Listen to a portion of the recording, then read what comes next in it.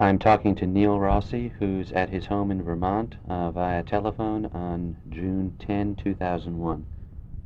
Hi, this is Neil. Yes, it is. Neil, this is Michael Scully. Michael, How are you?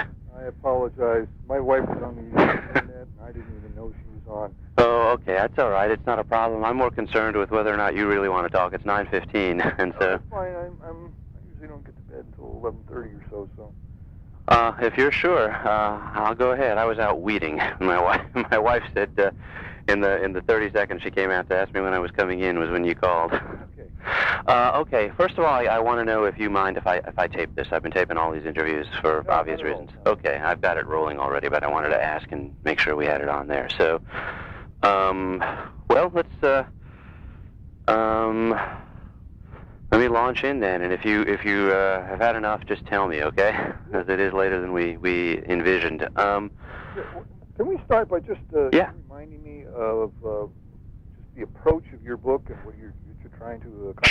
Sure. I approached Ken Irwin a couple of years ago at a conference of the North American Folk Alliance. Are you aware of that organization? Yes. Okay, and I had met him before. We have a close friend in common, a guy named Randy Pitts, who's an agent in Nashville, and who Ken works with a lot, and who I just know as an old friend. And so I'd met Ken, and we kind of had this hello acquaintance whenever we'd encounter each other. But I asked him if I could use Rounder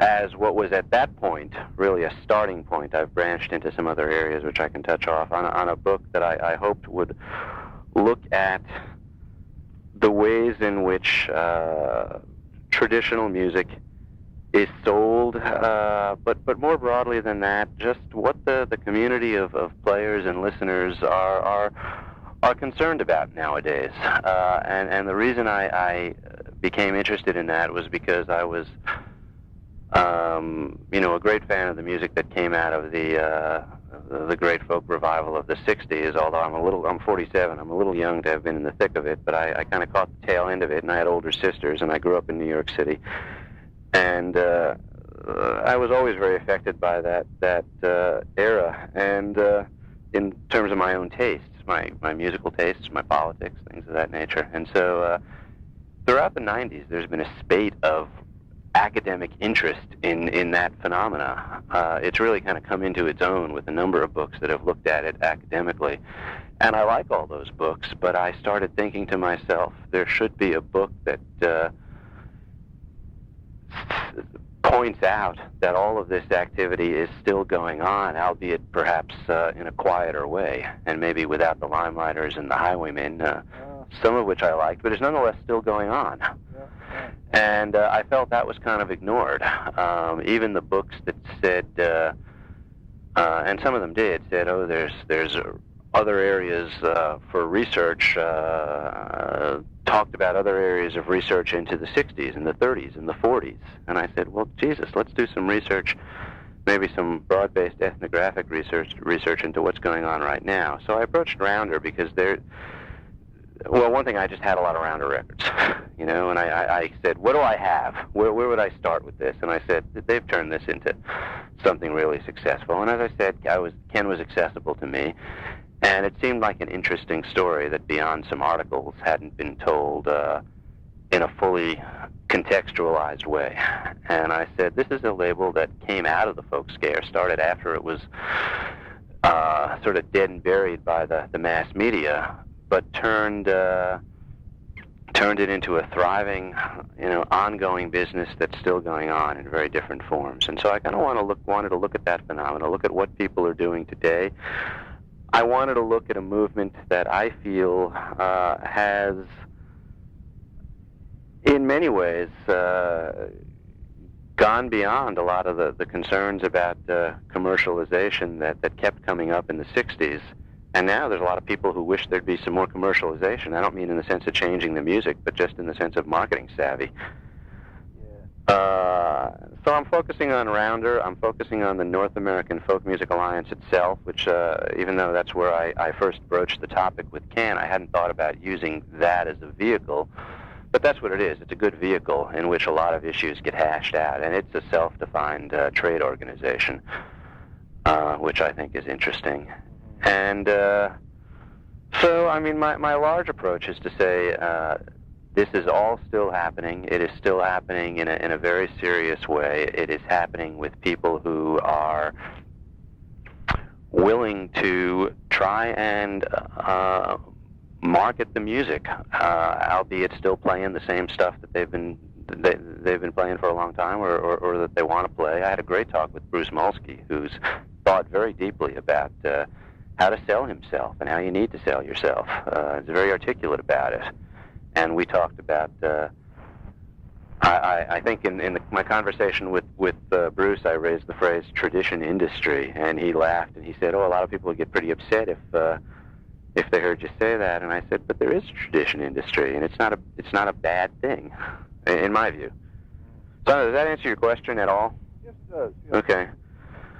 So, I mean, I generally see that the two things I like about Rounder, well, I don't know if there's two. I like that it's endured. I like that, and they're getting a lot of flack nowadays. They've made a lot of decisions and changes that are affecting people in many ways. They've had recent union clashes and employee clashes that have hit the news, if you pay attention to this news. And, you know, they've started an alternative rock label, and, but, you know, they're still putting out the stuff. And, I feel there's no arguing with that catalog. I mean, my attitude is you look at that catalog and it speaks for itself. Yeah. It's pretty impressive body of work, and I don't see Ken, I don't know. He's still into it. I think he's wondering how long he's going to be into it, but he's still into it. Yeah. So I basically want to look at the great folk scare at the start of the 21st century. Where does it stand? Where's it going? How's it doing? What's it doing better? What's it doing worse? Well, it's an awfully big topic that you have marked off for yourself. Oh, and it'll change. You know, it'll come. What I'm focusing on now is I'm still focusing on Rounder, and I'm hoping that through constructing the story over time, you know, and you know, you're going back to 1970, so that's not necessarily now, but I want to tell that story. I'm focusing on the Folk Alliance, and I'm focusing upon local bluegrass players here in Central Texas, because I realized in writing about Rounder and the Folk Alliance that I was looking at very big operations that are going on kind of on a macro level, and was not zoning in any respect on what people are doing on a local level, which is what's important.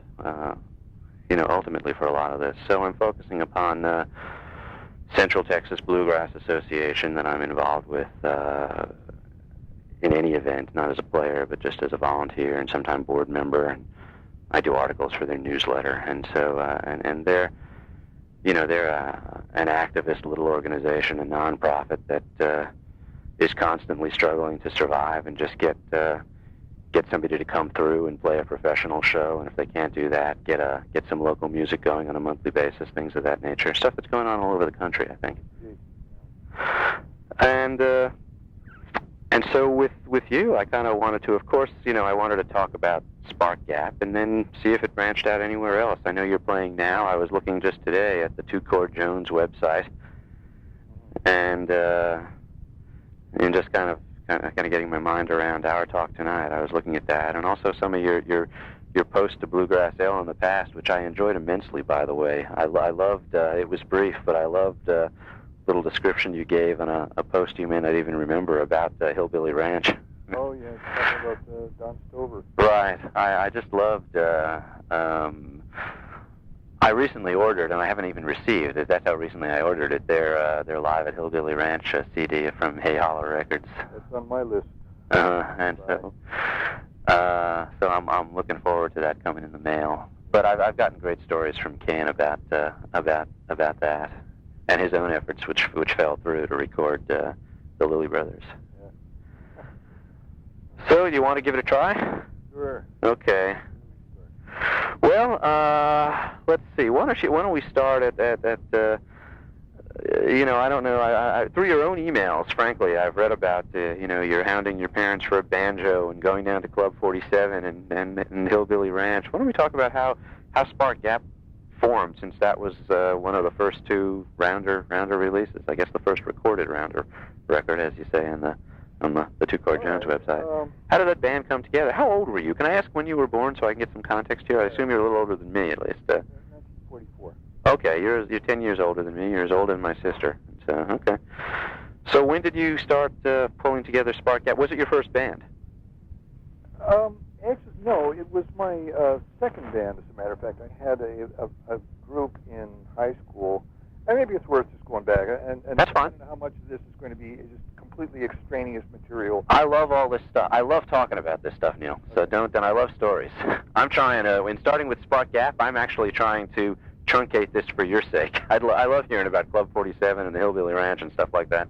Well, all right, I'll try to keep the really ancient stuff down to a minimum, but okay. It might be good for a contextual basis. Sure. My whole background was whatever any kid in the 50s was listening to, which was rock and roll, whatever pop music there was at the time. My parents were into the show tunes, things like that, and I took piano lessons and was completely oblivious to any other music other than that which came out of Tin Pan Alley. Mm-hmm. And wasn't even aware that people could, do this for their own enjoyment. Everybody had to learn an instrument because you weren't supposed to be a cultured person unless you could, in my parents' case, play the piano. Right. All of us kids had to take piano lessons, which I didn't really much enjoy because it seemed like a very sterile form. There wasn't much joy in what we were doing. Mm-hmm. And I really enjoyed listening to rock and roll because it had an exuberance to it, kind of a I don't know what the hell to call it, a joie de vivre. Mm-hmm. Really, this is just fun. We're just doing this because we feel good about it. All right. And all of the other kinds of music that I heard were just so stylized and formal, there wasn't really much enjoyment that I got out of it. Mm-hmm. And then the Kingston Trio came in, and this would have been, like 57, 58, right. Around then, and that goes into the whole folk scare of that time. And of course, everybody started listening to that, but it was really, in a sense, just an extension of popular music of the day, because in its own sense, it was very stylized and formal. And they had these arrangements they did, and they were always the same, because if you ever saw them in concert, they always did them the same way. And we learned how to do that, and I kind of picked up a little bit of guitar and learned some of those songs without really thinking much of where these things came from. Right. They got them out of a book somewhere, for all I knew. Sure. And the same little Limelighters and the Highwaymen and the Brothers Four and all those other groups. And I didn't have a sense of it being part of a continuing tradition. It was just something once removed, and it was enjoyable in its own way. And I started learning those songs, and the first group that I had was, in fact, a group in high school. We were trying to be, local Kingston Trio Limelighters clones. Mm-hmm. And I played some guitar, and we had a guy who played a little banjo, and we'd do these songs. And then this was around 1960 or so. And one night I was sitting home alone, and I remember very clearly it was on a Saturday night. Something my plan fell through, so I was sitting at home doing homework on a Saturday night and listening to rock and roll on the radio. And there were two radio stations that I listened to. One was WMEX, which was 1510, and the other was WCOP, which at that time was a rock and roll station, and it was at 1150 AM dial. I got so that I could flip back and forth between these two stations and hit the one or the other. That's how good my wrist was. Right. Well, I missed. I didn't like the song they were playing. I did a twist. And instead of landing on 1150, I landed on 1170, which was WWVA out of Wheeling, West Virginia. Just at the time that the Osborne brothers were kicking off the song. I didn't know what the hell this was, but it was like an electric shock going through me. And I didn't know who they were. I didn't hear the announcement. I didn't know what the music was. I recognized the banjo, but I had never heard it played like that. They did an instrumental. I don't remember what it was right now, but it was just intense. And then they ended, and there was applause, and they went right into their second song, and it was some trio. It might have been Fair and Tender Ladies, which they had just recorded at that time. Mm-hmm. And the Osborne brothers were famous for their trios, and it just knocked me out. I never heard anything like this. So I spent the rest of that night listening to that, and I heard all of these wonderful old country performers. You didn't have a name for it, did you? I didn't have a name for it at that time. And eventually I figured it out, but I heard Crazy Elmer, Lee Moore was on later. They did the Midnight Show with Alex and Olabelle Reed, and a wonderful fiddle player, whose name just went out of my head right now. That'll come to me in a second. All this wonderful stuff that I'd never heard, and I knew it was folk music because I recognized some of these phrases coming back, but I didn't know what the hell to call this. And to make a long story short, eventually I listened to enough of this, and I picked up enough of these old radio stations from down south, from Ohio and Kentucky and West Virginia, and even occasionally we'd get WSM from Nashville, and I learned what this stuff was called. And that was when I said I begged my parents for banjo, because that's what I had to learn. It wasn't learning to play like Dave Gard and the Kingston Trio. It was learning to play like Sonny Osborne and Earl Scruggs. Right.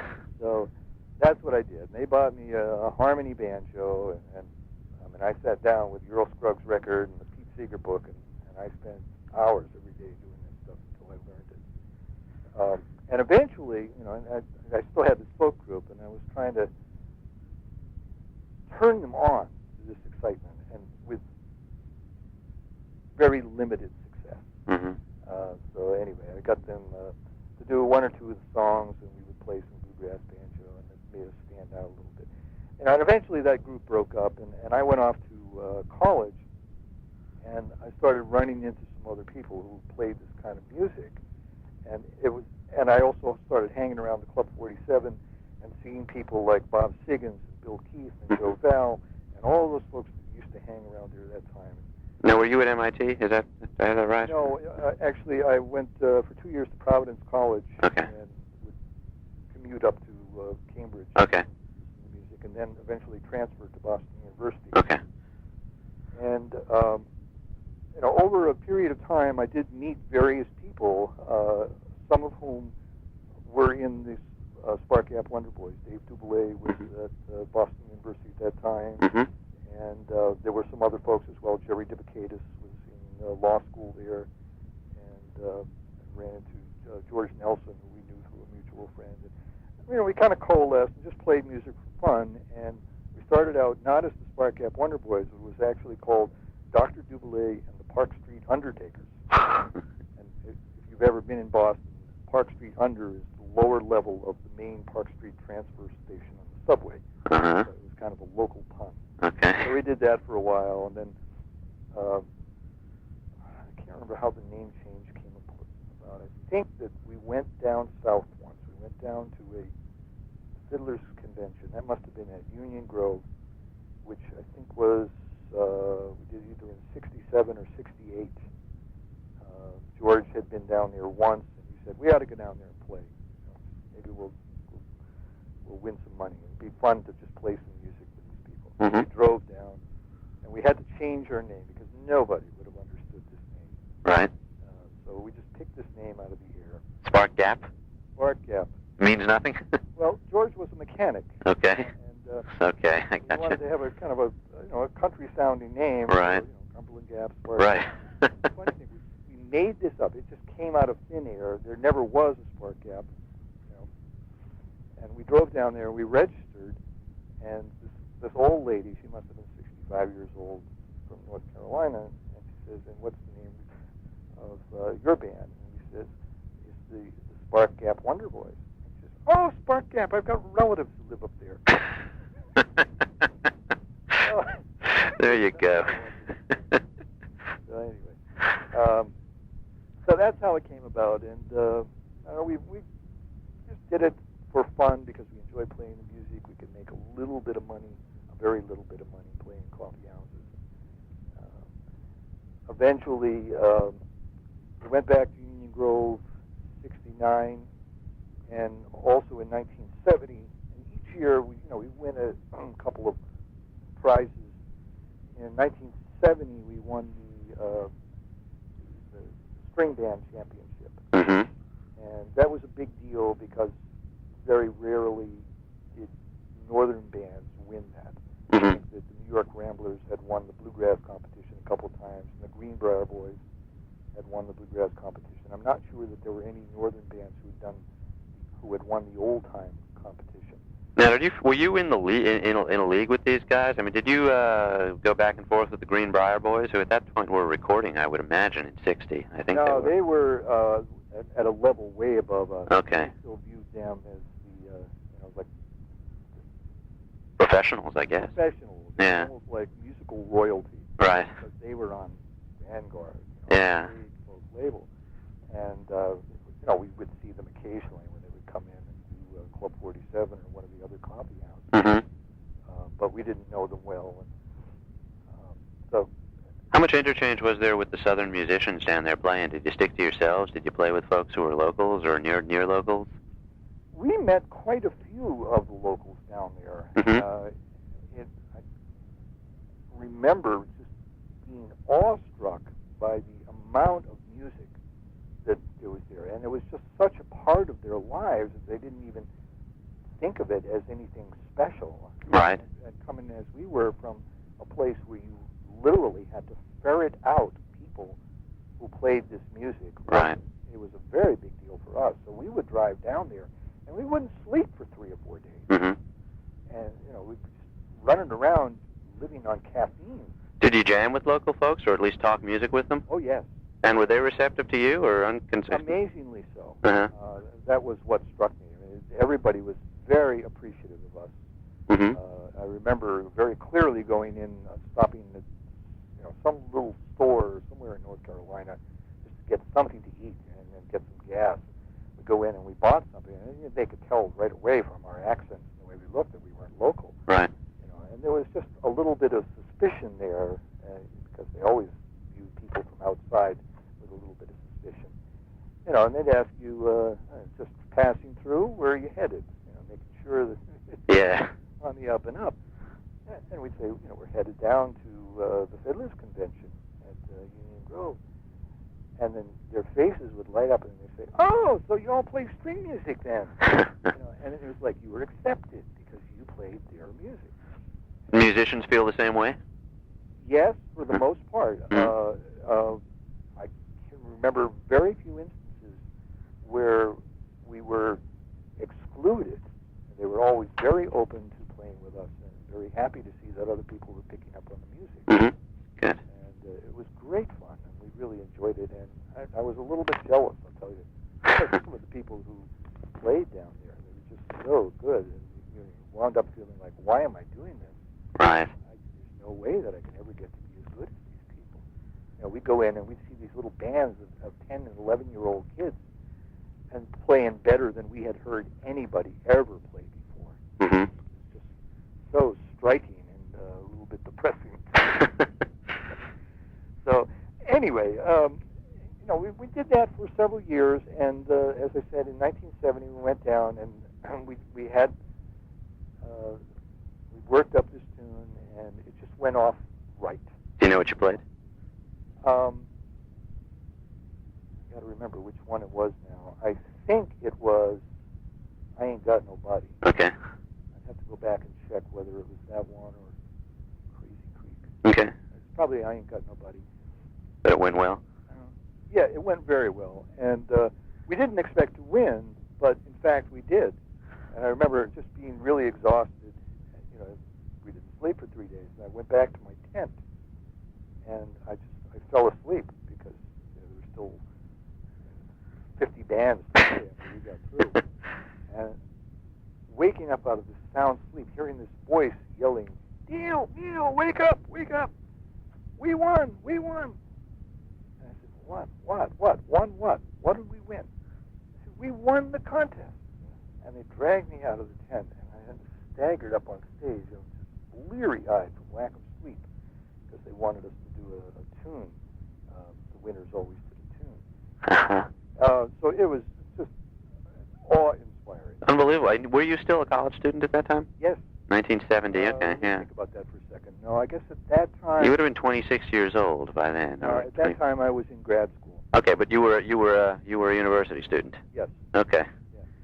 Yeah. So, anyway, we won, and through a chain of events, we got our name in Time magazine. Oh, really?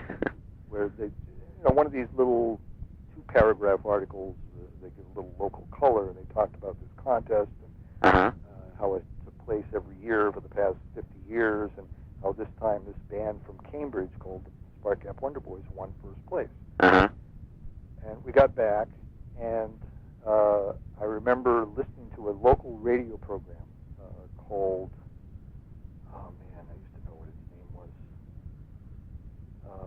Anyway, it was out of MIT, and they did bluegrass and string band music and traditional music, and they had mentioned that there was this band won, and they were dying to know who these folks were.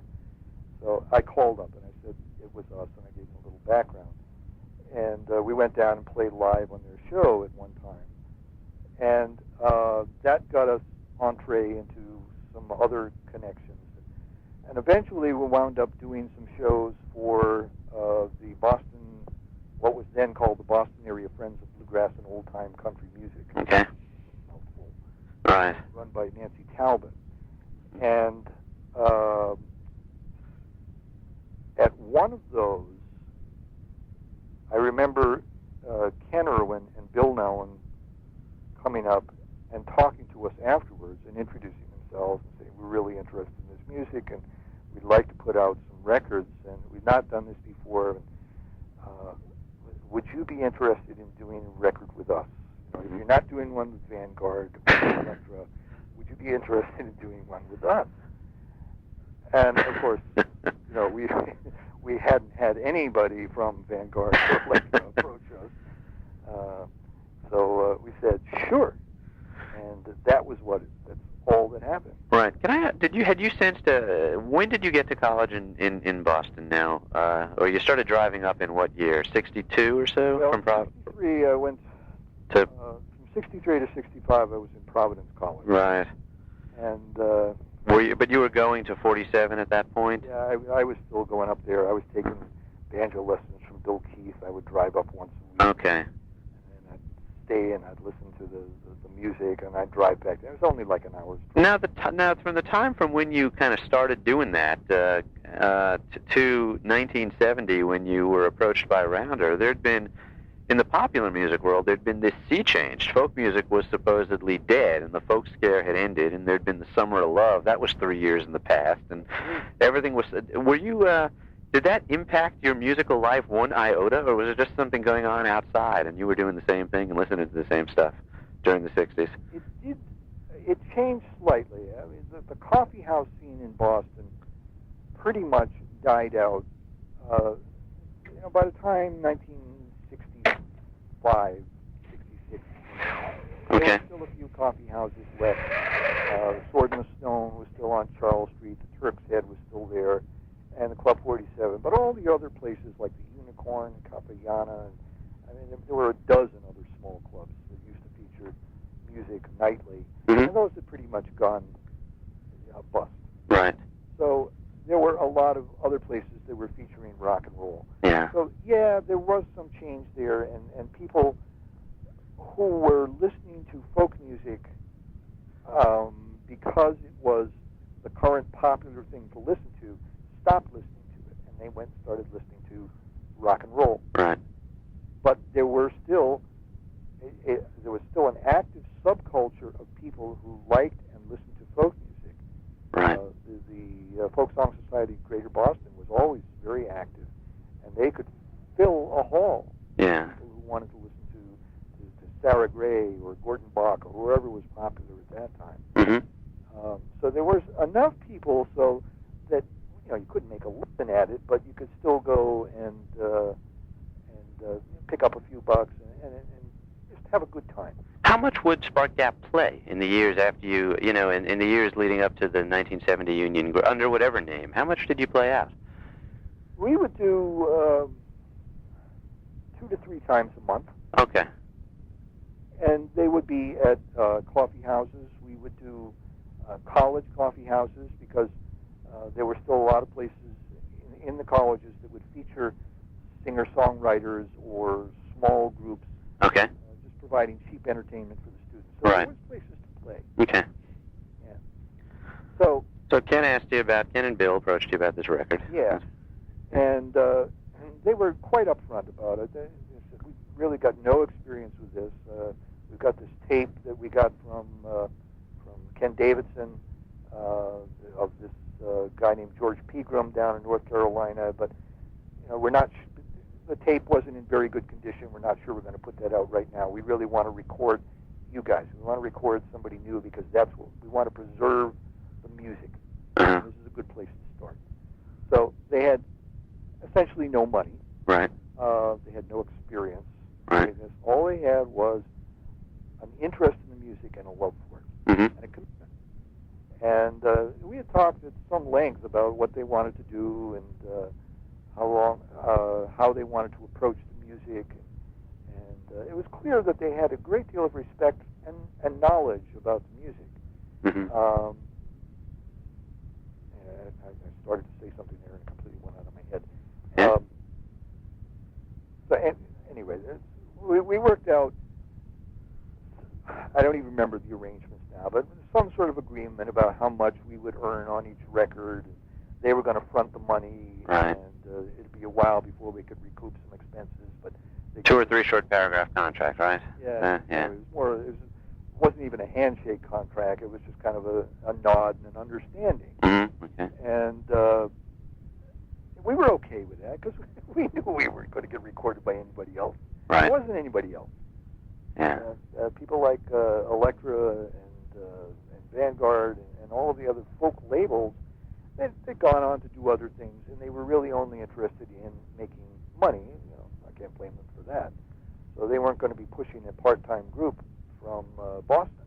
And I guess you didn't think that a Southern label, were you even aware of County and Rebel, which were, they were going concerns then, but... Well, going concerns, I don't know if that's the term that I would choose. Okay. They were tenuous concerns because by that time they had released, I don't know, 3 records, and most of those were reissues. Right, yeah, County started out as a reissue label. Yeah. And, it was, these guys were not making a bunch of bucks. Sure. It was a labor of love for them, and I think that they were trying to preserve music which was being lost in the 78 at that time. Mm-hmm. Okay. So, and the smaller Southern labels like Rebel and Starday, we just didn't know about them. Right. Mm-hmm. So, at any rate, so we had made arrangements to do this, and we didn't hear much about it for a while, and then eventually one of them called and said, okay, so let's set up a date for doing this. And we talked about how we were going to do the record. We were going to talk about who's doing the liner notes, how are we going to design a label, how did we want it to appear. They gave us a lot of credit to our input. Mm-hmm. They let us make some design decisions on the record, the title of the record. They even talked about, we got together with the album designer and tossed around some ideas. We made some changes. So we had quite a bit of input. I'm sure it's a lot more than most guys now get right. when they're doing one for a rounder. But, to be fair, none of us knew what we were doing, and we felt like we could have a better shot at this if we were all giving input and trying to correct each other's bad decisions. So this whole album was recorded in radio stations because they couldn't afford to rent a studio. Right. And it was volunteer labor for the most part. We had some mutual friends who had done a good deal of radio work and had done some PA work. So they knew something about setting up microphones and presenting acoustic music.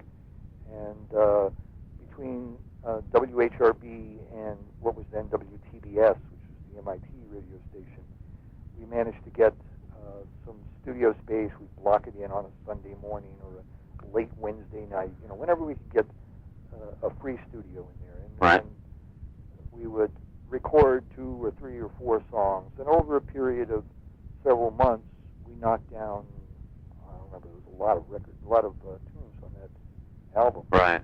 Probably 20, 25 tunes Mm-hmm. on the album. And there were several sessions, obviously, is what you're telling me. Yes, yeah. there were. Okay. And there was one of the guys, or Marion was there sometimes too, who would be sitting around listening, making sure that everything was going right. And they weren't trying to control the session. It was really our deal. Right. And they would let us do the arrangements, and occasionally they'd have a suggestion about repositioning the microphones or something because something wasn't coming through clearly. But we made all of the decisions about the sequencing, even about the balancing of the record, the volume levels. Mm-hmm. So a good deal of it was our decision. For all the mistakes on that record, we have to take the blame for it. Repertoire came from you guys as well?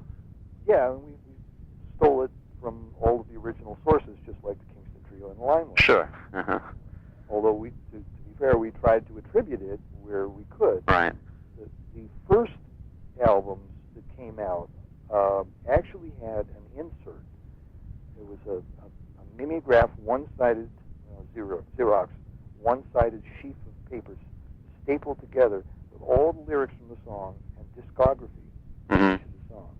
They stopped doing that after the first 500 were sold, I think. It just got to be too expensive. It was an astonishing expense for them at that stage. Yes, indeed. But that just goes to show that they were willing to do that, and we felt like this was an important thing to do, to give attribution, to give sources for this music, and they were willing to go along with it, at least for the first 500 or so. Right. So anyway, we released that, and it got some very good reviews. We never got rich on this. I don't know how many were sold. I've long since lost all of the royalty statements that we've got from them over the course of the year. To this day, I still get a royalty statement from them quarterly that shows that they have sold 0 records. Well, that's interesting. Well, yeah, and they haven't re-released it in CD. Have you ever had any talks with them about that before I forget? Very briefly. I remember, let's see now, that was 1970, so it would have been around 1995 when I got a call out of the blue from, must have been Ken Irwin, and he said, we're thinking of doing a 25th anniversary tour, and just wondering if you guys still ever got together. He's still doing any playing. We're thinking of reissuing a couple of these albums that were the first ones that we put out. Right. And ours never made it. Interesting. We released Pegram. Right. And didn't do ours for one reason or another. And it's okay. Do you know why? What the? I think it was more that it was dated. Mm-hmm. That it was a band that wasn't playing anymore, and that there wasn't all that much tradition behind it. It made more sense to release somebody like George Pegram, who was authentic. Mm-hmm. So I could see them doing that. I had never, in all my talks with Ken and Bill and Marion, I had never realized. I knew that the records were released simultaneously, but I never knew anything about why Pegram's was 1 and yours was 2 until I read the Two Chord Jones website today. Was it truly a flip of the coin? A figurative flip of the coin. Okay. Yeah. They asked if we had any preference, and I had no preference at all. Right. Nobody else did either, so maybe they did flip a coin. But that got to be number 1, and we got to be number 2. Right.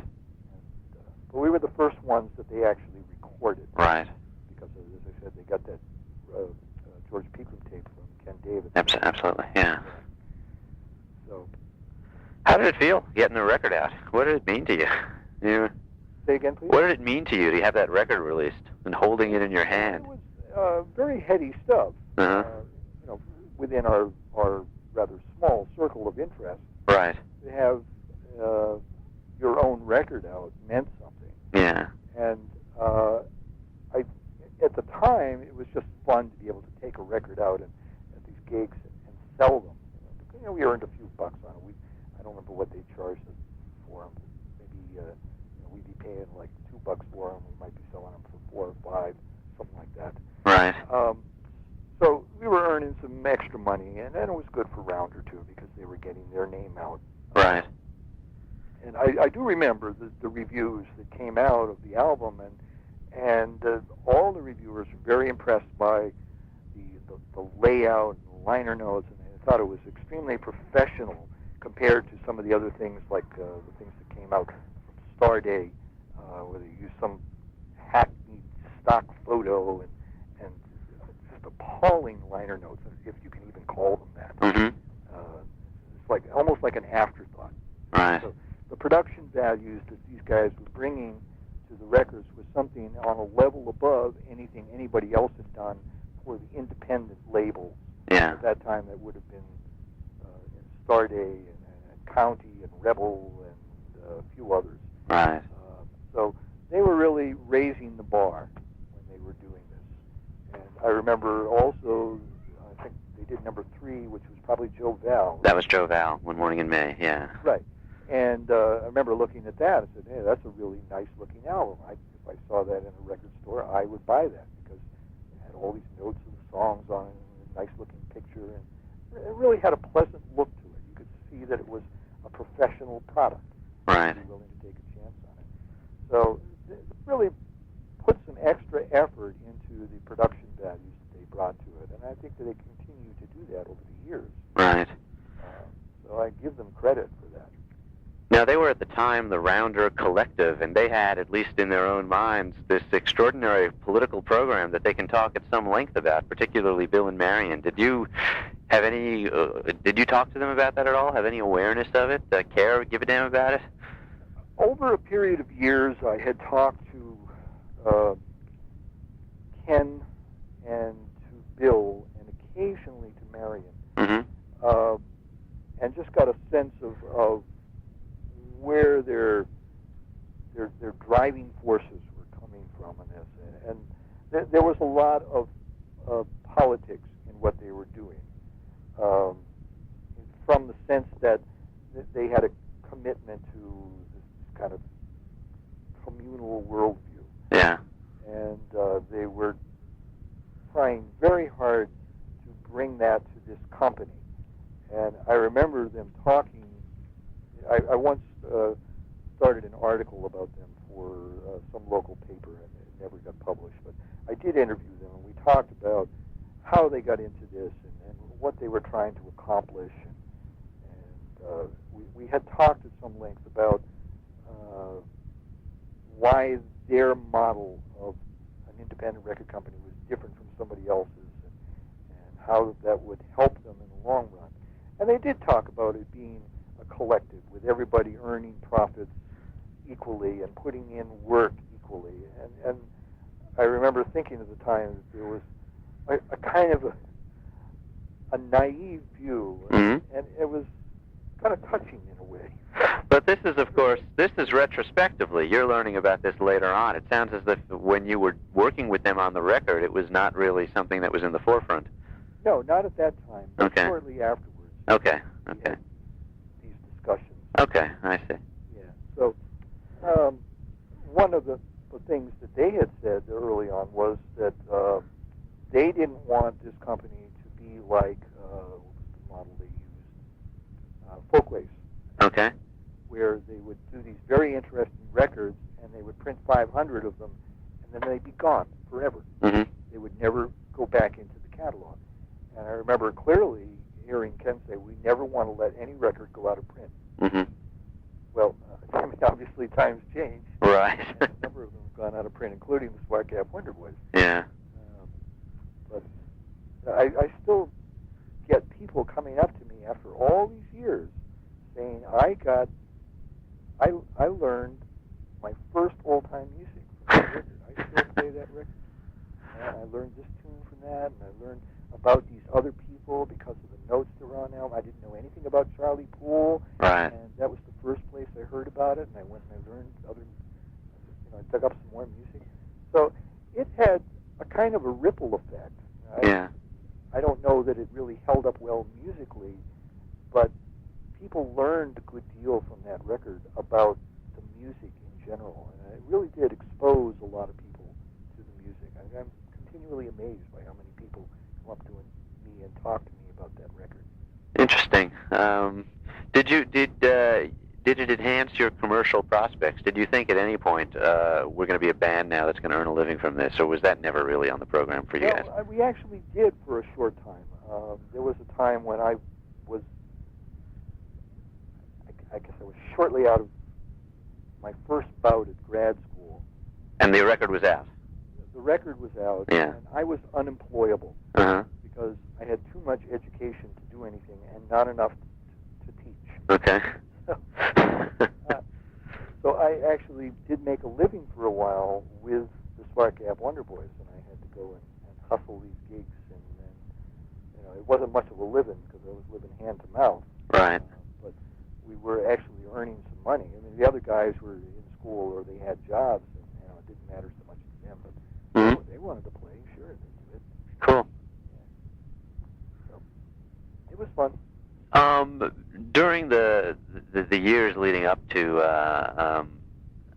your recording, Ken said something interesting to me, and I had to reflect on it a little bit because I of course I was too young to be listening to the stuff then, particularly going out. But he said, as far as old-time music went during the revival, in terms of the old guys, the real old guys who were the rediscoveries, he said, if you were Clarence Ashley, you could get gigs in Boston and Berkeley and Chicago and New York, or maybe Hobart Smith. But beyond that, there really wasn't much opportunity. Bill Monroe, of course, and then Doc Watson. But he said a lot of the old guys had recorded in the 20s and the 30s. It was like Clarence Ashley and Bill Monroe, and not much more had any consistent kind of ability to earn a living in the revival era. Does that conform to any sense you might have had? He said that for those of us in the know, the